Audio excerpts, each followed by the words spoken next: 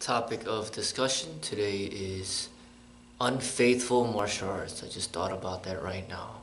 Going along the lines of the video that I made earlier, titled Promiscuous Martial Arts, I thought about this title, Unfaithful. That word is not something that is valued. People see that as, a negative thing. Being unfaithful, you're negatively judged. That's not seen as a good thing. Specifically in regards to relationships, marriage. You could be married or just be in a serious relationship, and then when your partner is not faithful, is unfaithful, it's seen as a bad thing.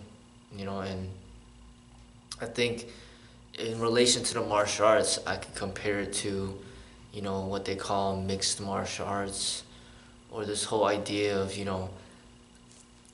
I guess they're saying it from Bruce Lee, saying it from MMA, saying that, hey, take what you like and discard what you don't like, and it could get you in this mentality where you're not loyal, you're not faithful, you don't have,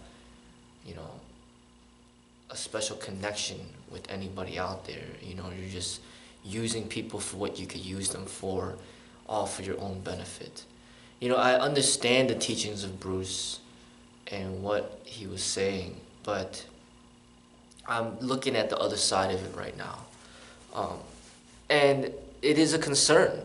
I mean, think about it in terms of relationship. You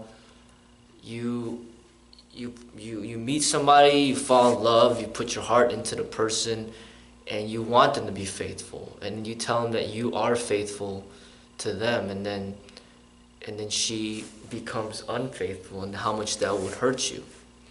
No matter if it's the man being unfaithful or the woman being unfaithful, she tricked you.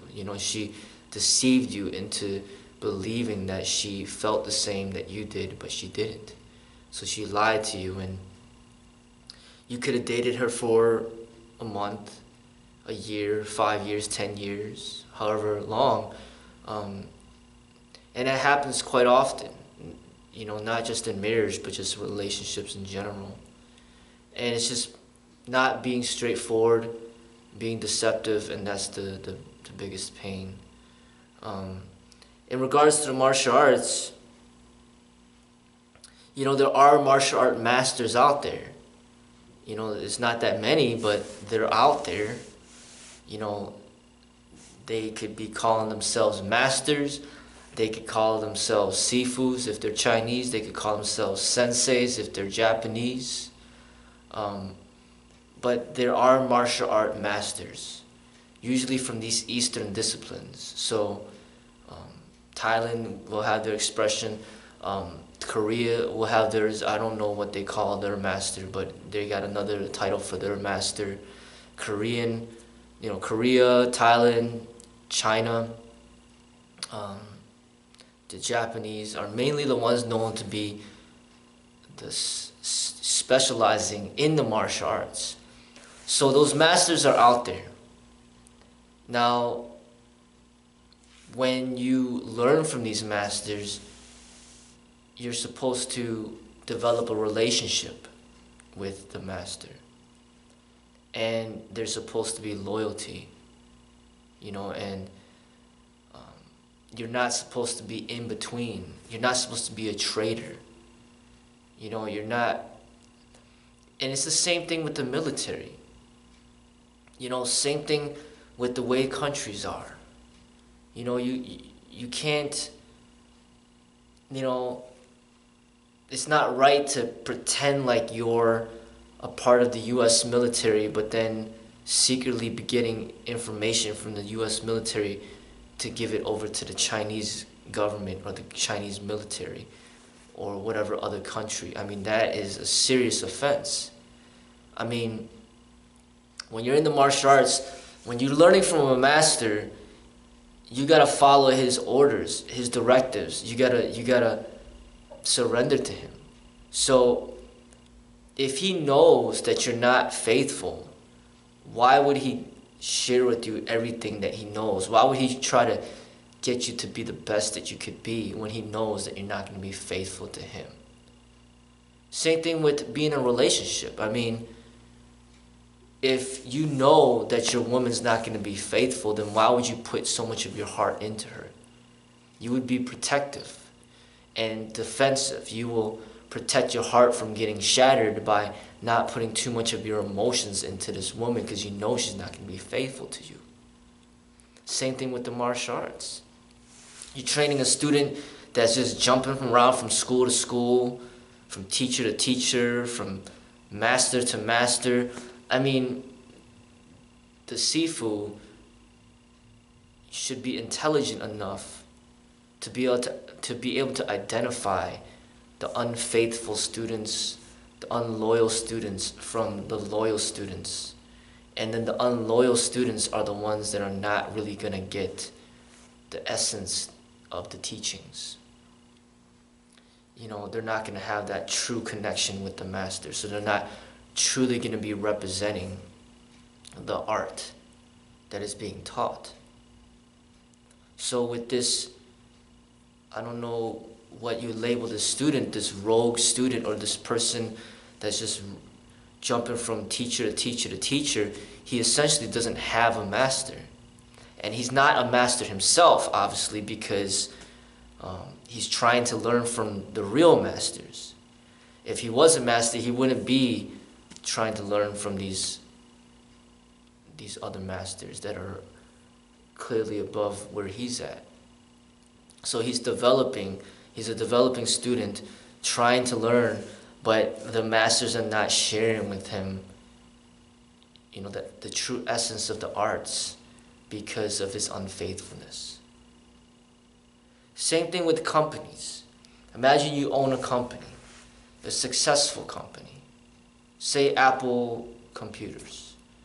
You know, you own it, you're the CEO, and then you want your employees to be faithful and loyal to your company. You don't want them studying on your company for 30 years and then they quit and then they go to Samsung and then give Samsung all the secrets of your company to put your company out of business. I mean, they got to be very, aware of that and preventive of something like that from occurring. And nowadays, you see it in basketball. It's no longer the times of Michael Jordan where he goes into the Bulls, into one team, and he stays there for his entire career. That's rare. That really never happens nowadays. Now, you got somebody who's supposed to be today's Michael Jordan, LeBron James, jumping from team to team. You know, going to the Cavaliers, then going to Miami Heat, now going back to Cavaliers, and then now he might leave again, potentially. You know, and Kyrie Irving's not happy with the Cavaliers, so now he's with the Boston Celtics. You know, and everybody's getting traded it just happens so quick. Dwayne Wade used to be with the Miami Heat, then he was with the Bulls, and now he's with the Cavs. It's just, people are just, nowadays, there's no real relationships anymore. Not in sports, not in marriages, not in friendship, not in dating relationships, not in the workforce, not in the martial arts. So essentially, they could use Bruce Lee's teachings as an impotence to kind of encourage people to be disloyal, to be unfaithful, that it's okay. And not only is it okay, but it's better for you, for your growth, for your spirituality. But really, there's the other side of that. You know, if you actually show love and loyalty and commitment and faithfulness to your master's art, then he's going to share you everything everything about the art, and he's going to teach you everything that you need to know to grow to your potential. And when you see some of these high caliber athletes out there that have demonstrated pretty much near perfection in their craft, in their sport, they have that, some of them have that loyalty that's built in through blood or this love or this family. An example is Floyd Mayweather and his own father. And he's considered pound for pound best boxer to ever live. Another example is Cus D'Amato and Mike Tyson. Cus D'Amato took Mike Tyson in under his wing as his own son, pretty much. Raised him. And Cus D'Amato, Mike Tyson always had that love towards Cus D'Amato while he was alive and even after he passed away. Another example is this new boxer that I mentioned in my other video. I already forgot how to say his name, but he's this up-and-coming boxer. His last name starts with the L. I forgot his name, but it's hard to pronounce his name. But he mentioned that he was learning from his father. So it's like this father-son relationship. And that's how the martial arts relationship is supposed to be. That's what the meaning of Sifu is teacher-father. So you're supposed to have that loyalty.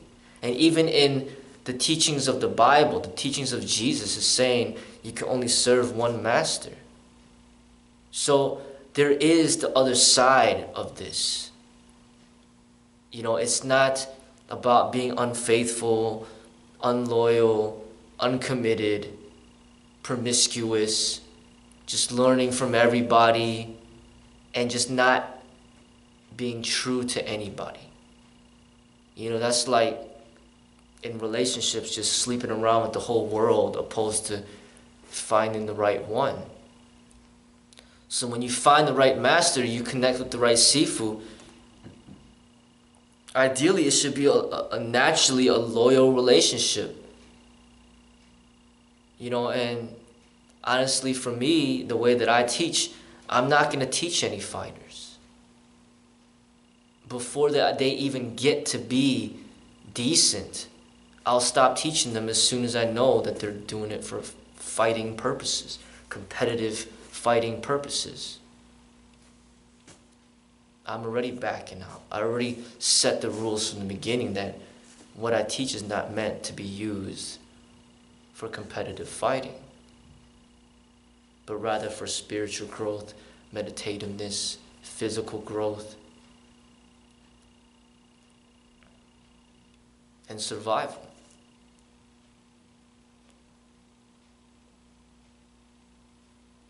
So in this modern time that we live, these are some important things that I think that need to be thought about. It's just everything that we're doing, everything's just so fast-paced. Everybody's being discarded and just treated as if they're not even human. They're just being used and then put aside. And that's not how a real relationship's supposed to be. Not just in intimacy, but also within the martial arts.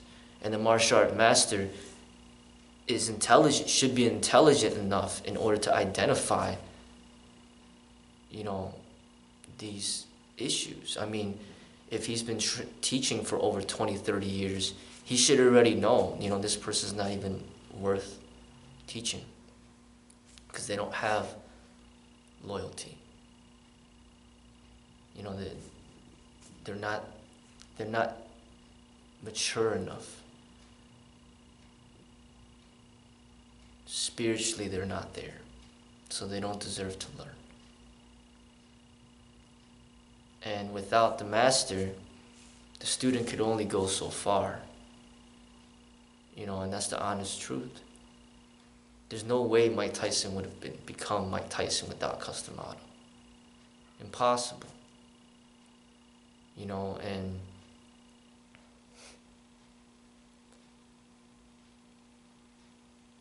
Floyd Mayweather, I'll say the same. Floyd Mayweather Jr. He was born into the realm of boxing. His father was already a professional boxer. His father knew the connections. His father already knew the techniques. His father knew he was just born into that life. You know? And, these things are worth thinking about. Definitely worth thinking about.